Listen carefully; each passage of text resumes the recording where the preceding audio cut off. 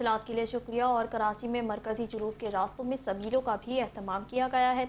इसी हवाले से मज़ीद बात करते हैं शाइस्ता सैदी से। जी शाइस्ता। जी बिल्कुल, 10 मुहर्रमुल हराम का आशूरे का जुलूस इस वक्त जो है अपने मनाजिल की जानिब रमा दमा है।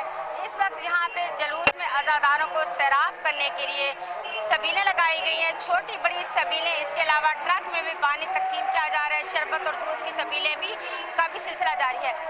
ये सबीलें जो है ये करबला की याद दिलाती हैं, उस प्यास की जो 3 दिन तक जो है आले रसूल को करबला में प्यासा शहीद किया गया।